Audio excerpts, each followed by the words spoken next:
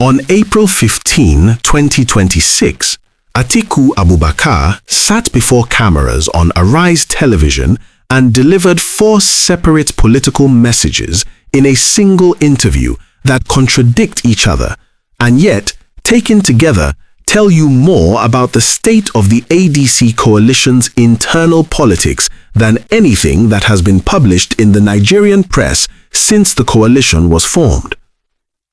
Message 1. He will step aside for Peter Obi if Obi wins the ADC presidential primary. Message 2. He is the most popular northern politician, more than Kwankwaso, more than El-Rufai, more than Tambuwal, and the North will always rally behind him. Message 3.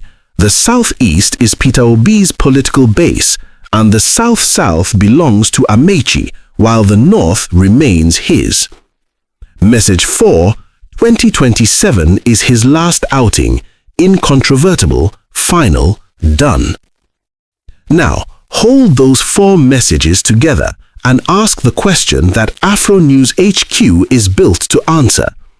Is Atiku genuinely making room for the Obi-Kwankwaso alliance that is gaining momentum in the North, or is he firing back against it, asserting his northern primacy precisely because the momentum of the Obi-Kwankwaso combination threatens to make him irrelevant inside the coalition he helped build?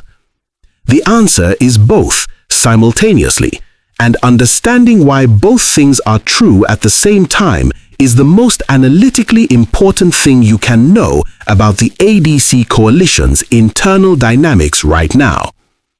Today, AFRONEWSHQ maps the full picture: the Atiku interview, the Obi-Kwankwaso momentum in the North, the zoning war that is now fully open inside the ADC, Asorok's response, and where it all rounds up for the 2027 presidential calculation.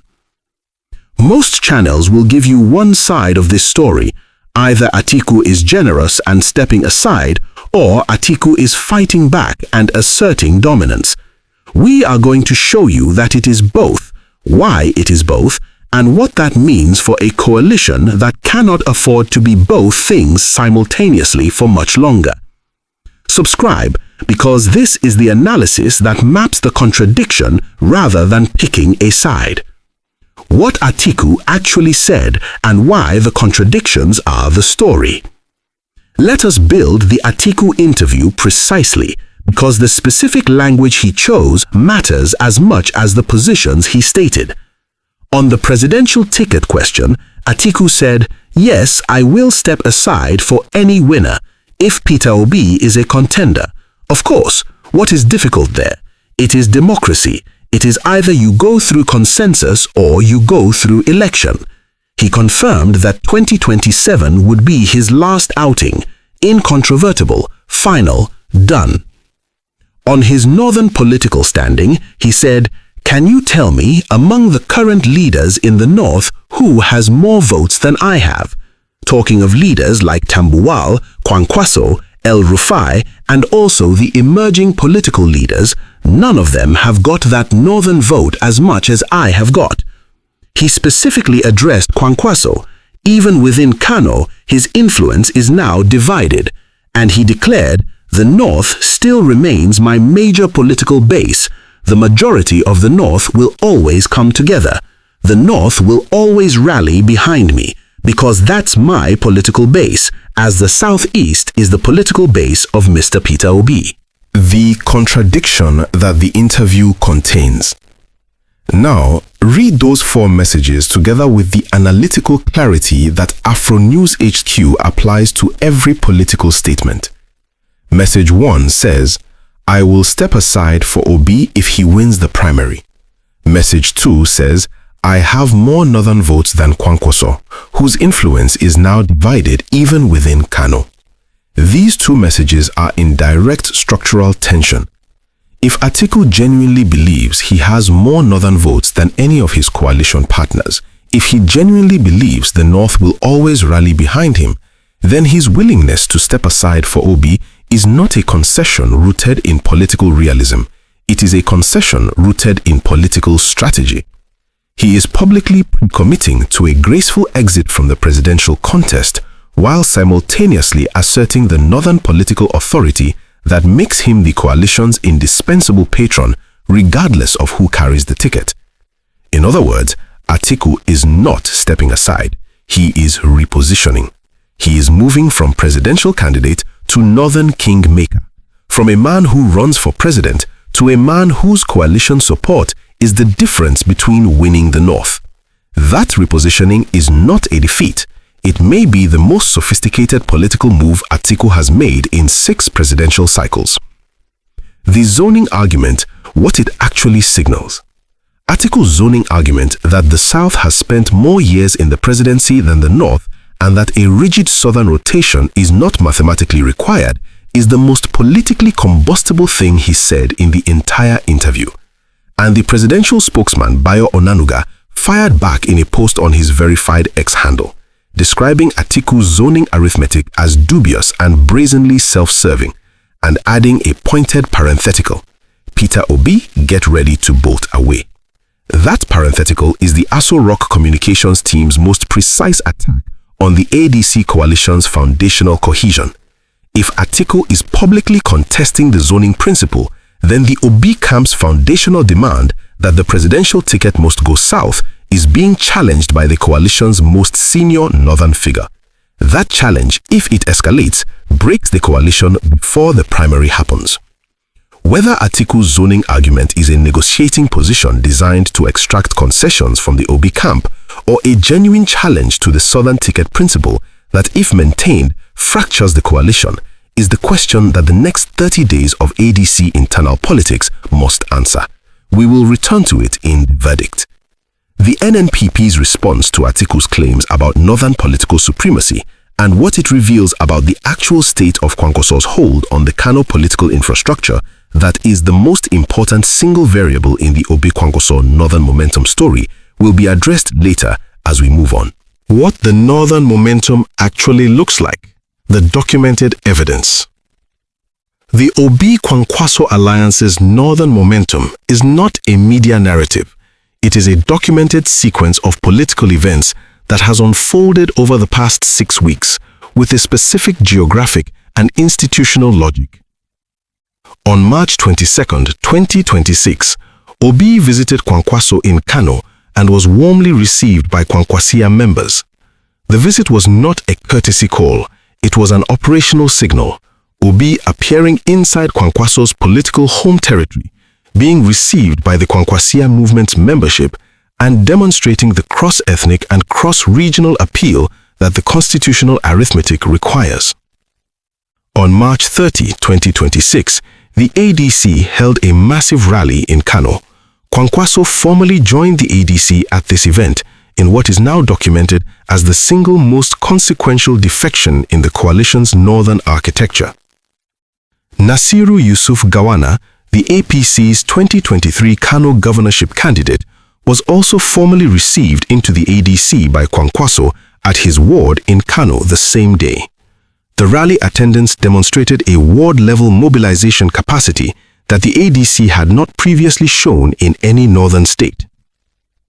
On April 14, 2026, the ADC held its national convention at Rainbow Event Center in Abuja, despite no confirmed venue 24 hours earlier, despite the INEC portal crisis, despite the competing legal challenges.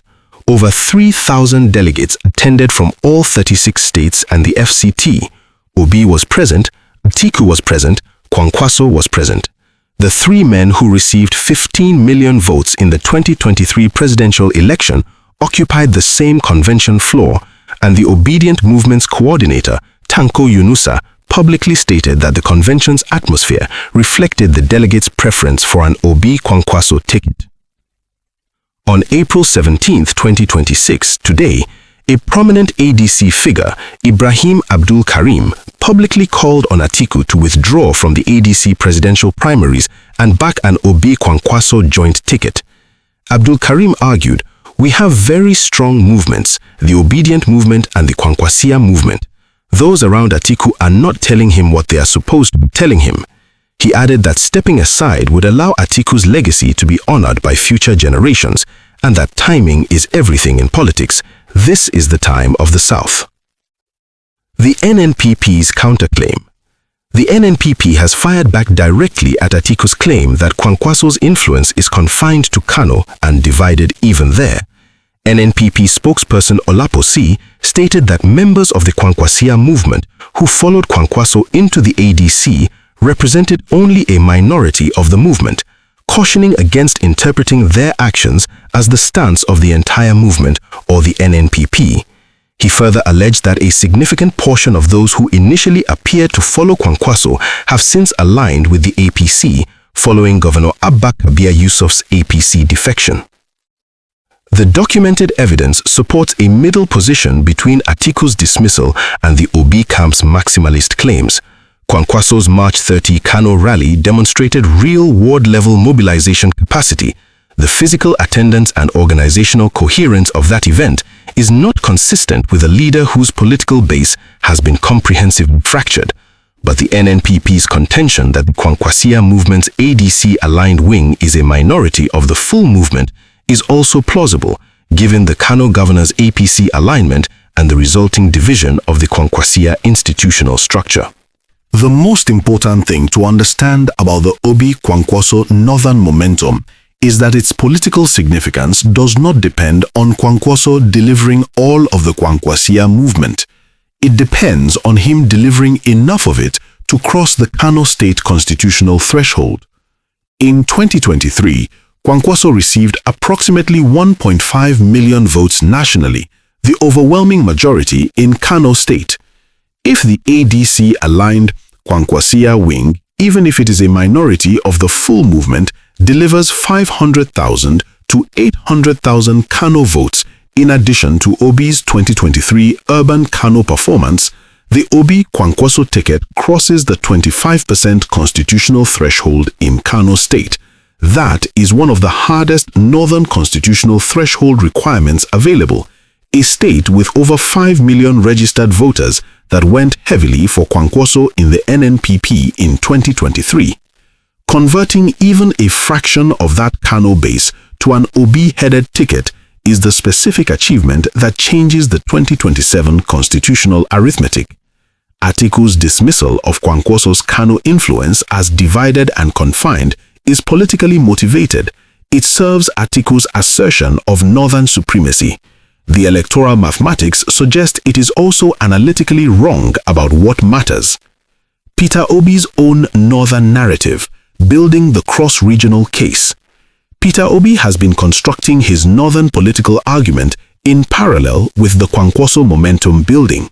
In an Arise television interview in the same week, Obi said, "I work with them so that they can do that, but I can tell you nobody can do what I intend to do in the north.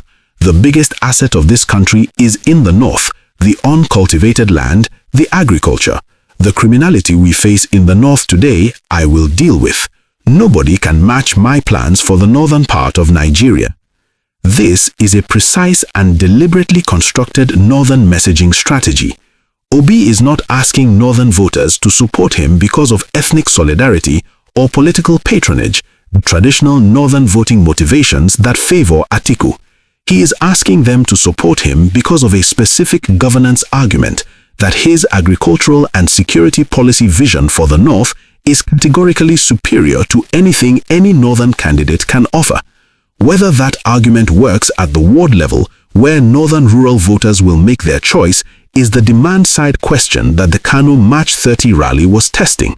The preliminary evidence from the rally's attendance is encouraging for the Obi camp. The final evidence will come from the primary if and when it happens. The three camps and their irreconcilable positions. The ADC's internal ticket dispute has crystallized into three distinct camps whose stated positions as of today are not compatible with a single negotiated outcome. Understanding each camp's position and the specific incentive that makes compromise difficult is the foundation of any analysis of where the ADC's 2027 ticket question goes. Camp 1, the Obi-Kwankwaso bloc. The Obedient Movement Coordinator Tanko Yunsa stated the position unambiguously. the presidential ticket must go to the south, specifically to Obi, and once zoned south, Obi should be paired with Kwankwaso as running mate. Yunsa warned that the ADC risks losing the election if its candidate does not emerge from the south. The Obi camp's argument is constitutional arithmetic. Tinubu is a southern president who will have served 4 years by 2027, following 8 years of the Buhari northern presidency. Power rotation logic and the pragmatic calculation that Obi's 2023 performance demonstrated a southern candidate's cross-ethnic viability both point in the same direction. The Obedient movement has been explicit that it will only mobilize for an Obi presidential candidacy, not for an Obi vice presidential slot, not for an Atiku candidacy with Obi as running mate. Camp 2, the Atiku bloc. Atiku's camp is pressing what Dele Momodu publicly described as the 2019 alliance logic, that Atiku and Obi demonstrated a workable partnership as the PDP's 2019 presidential and vice presidential combination, and that a repeat of that alliance structure with Atiku as presidential candidate and Obi as running mate represents the politically tested combination. Atiku's zoning counter-argument that the South has spent more cumulative years in power than the North since 1999 and that the rotation principle does not automatically demand a 2027 Southern presidency is the ideological framing his camp uses to justify a Northern presidential candidacy in the current cycle. The Atiku camp's political reality is this. Atiku is 79 years old, has declared 2027 his last outing, has publicly pre-committed to stepping aside for any primary winner including Obi, and is simultaneously asserting that he is the North's most dominant political figure. This combination of signals is consistent with a man who wants the presidential ticket but knows the political mathematics are moving against him, and who is therefore staking out a negotiating position that gives him the maximum leverage in the consensus discussion before the primary formally begins. Camp 3, the Amaechi Others bloc. Rotimi Amaechi, former Rivers State Governor, former APC presidential primary contestant, and ADC chieftain, has stated publicly that he believes the power-sharing arrangement between northern and southern Nigeria should be respected, and that the South-South is his political base. Amaechi represents a third variable in the ticket equation, a third figure who is neither Obi's natural ally nor Atiku's natural competitor, but whose specific South-South base creates a fourth potential ticket configuration that neither the Obi camp nor the Atiku camp has fully incorporated into their primary calculations. Asorok's strategic interest in the zoning war. The Tinubu presidency's response to the ADC's internal zoning war has been to amplify it, not to resolve it. Onanuga's "Peter Obi, get ready to bolt away" parenthetical is not an accidental comment. It is a deliberate provocation designed to signal to Obi's camp that Atiku's zoning argument, if sustained, makes their continued ADC presence untenable, and to signal to the Atiku camp that the presidency sees their zoning argument as substantiation for the claim that Atiku is a perennial candidate whose self-interest consistently overrides the coalition's collective interest. The Asorok communication strategy on the ADC's internal ticket dispute is to drive a wedge between the Obi and Atiku camps, precisely by making each camp's position publicly incompatible with the others. Every Onanuga statement that uses Atiku's zoning argument to tell Obi to prepare to leave is a statement that simultaneously validates the Obi camp's suspicion that Atiku is not genuinely conceding the presidential ticket and validates the Atiku camp's view that the presidency is trying to destroy the coalition by manufacturing internal splits. The presidency is playing both sides simultaneously. That is not an accident. It is the most sophisticated destabilization strategy available to an incumbent facing a genuinely competitive opposition coalition. Before we get to where this rounds up and the verdict on whether the coalition holds, drop a comment. Do you think Atiku's zoning argument is a negotiating position or a genuine challenge to Peter Obi's presidential candidacy? And do you think the coalition survives the next 30 days with its ticket question unresolved? I want that debate in the comments before I give you the analysis. Testing Atiku's claim, does he actually have more northern votes than Kwankwaso and El Rufai? Atiku's claim that he commands more northern votes than any of his ADC coalition partners is testable against the 2023 electoral record, and the record is more complex than his interview suggested. In 2023, Atiku Abubakar received 6,984,520 votes nationally.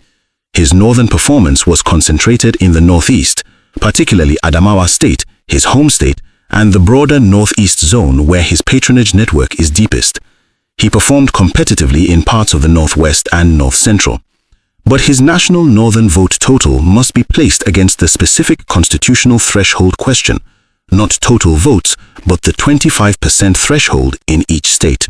Kwankwaso received 1,496,687 votes nationally, the fourth highest total in the election, with the overwhelming concentration in Kano State, where he won with a margin that embarrassed both the APC and the PDP in their traditional stronghold. His national vote total is lower than Atiku's. His Kano-specific delivery is the metric that matters for the constitutional threshold calculation. The honest assessment of Atiku's claim, it is accurate at the level of total northern votes across all states. It is misleading about what matters for the constitutional threshold arithmetic. What the 2027 OB presidential ticket needs from the north is not a national vote total. It is 25% threshold delivery in 18 to 22 specific northern states.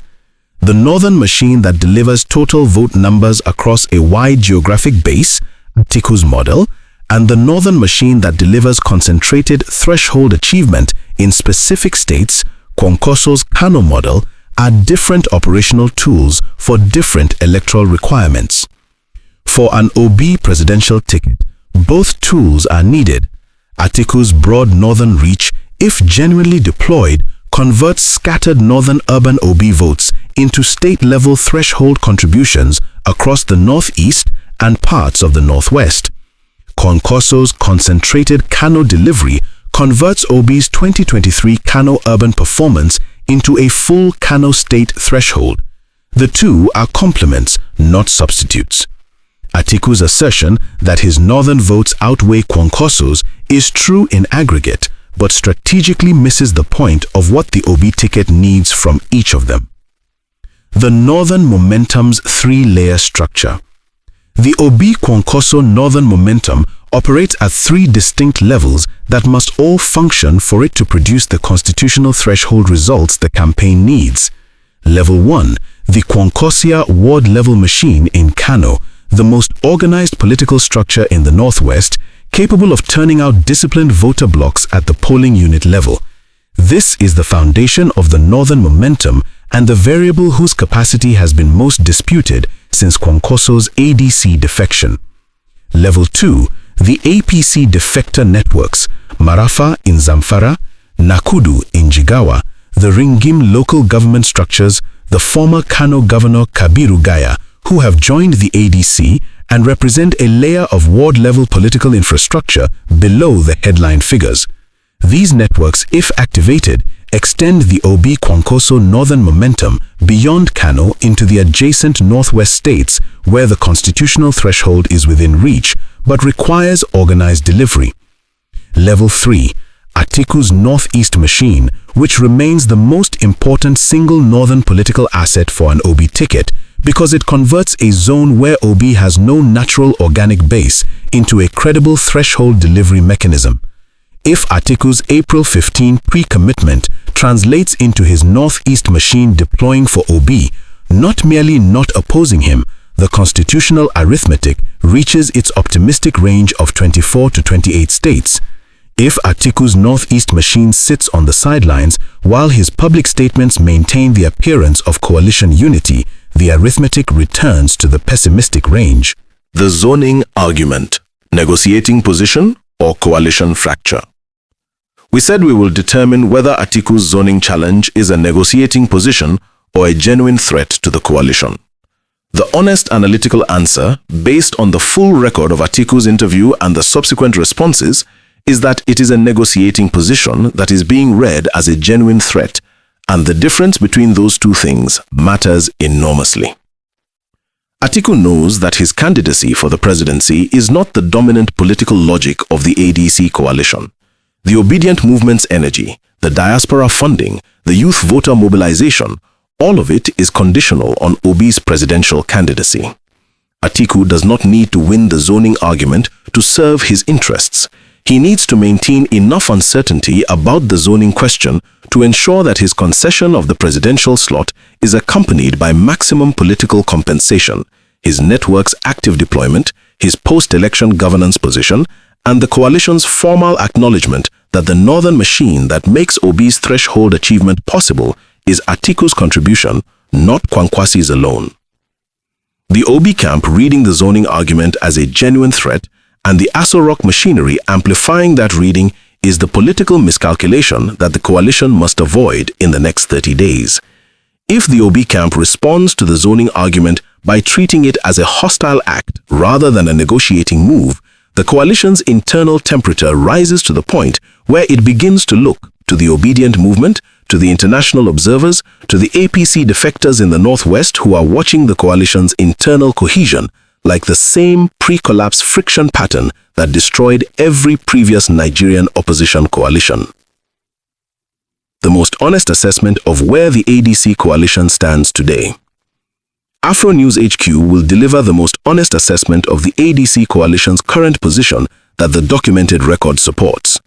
The coalition is simultaneously stronger and more fragile than it has ever been. It is stronger because the April 14th convention demonstrated genuine national organizational capacity.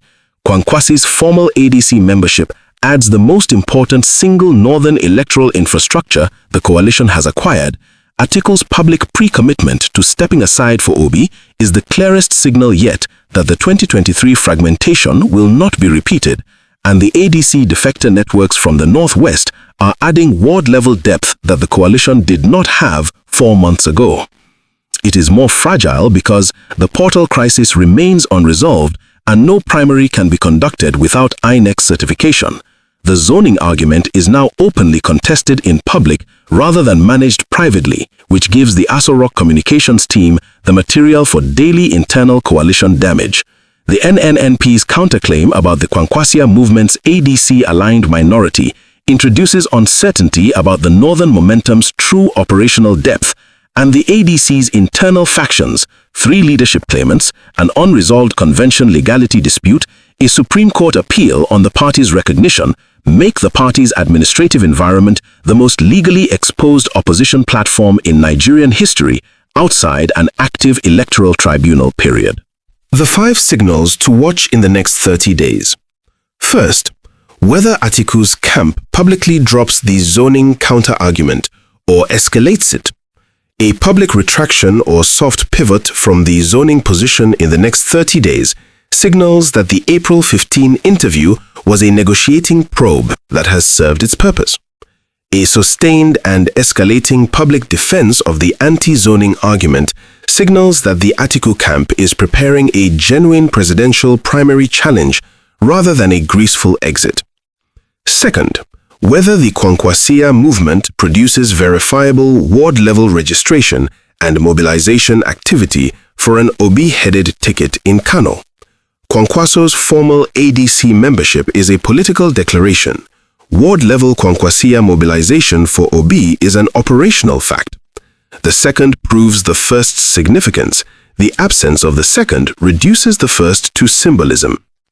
Third, whether the ADC's portal injunction is granted by the Federal High Court. The Supreme Court heard the related PDP leadership appeals on April 22. The Federal High Court's portal access injunction ruling is the operational precondition for everything else the coalition is attempting to build. Without it, the zoning debate, the ticket discussions, and the Northern Momentum are all politically significant but operationally stranded. Fourth, Wela Atiku's Northeast political coordinators, the state-level Atiku network figures in Adamawa, Taraba, Gombe, Bauchi, Yobe, and Borno, begin publicly aligning their activities with the ADC's 2027 program. Machine deployment is the evidence of genuine commitment. Public statement alignment is not. Fifth, Whether any of the three coalition principals, Obi, Atiku, or Kwankwaso, makes a unilateral move that the other two have not agreed to. A unilateral move by any principal is the clearest signal that the coalition's internal negotiations have broken down and that the formal primary competition has begun in an uncontrolled way rather than a managed way. Where it rounds up. Atiku's April 15 interview did two things simultaneously. It fired back against the Obi-Kwankwaso momentum by asserting northern political supremacy and contesting the zoning principle. And it made room for the coalition to survive by pre-committing to step aside for any primary winner. Those two things are not contradictions. They are the two components of a sophisticated political repositioning by a 79-year-old man who is contesting his last election and who understands, better than most, that the northern kingmaker position that he is moving toward is not a diminishment of his political legacy, it is its culmination.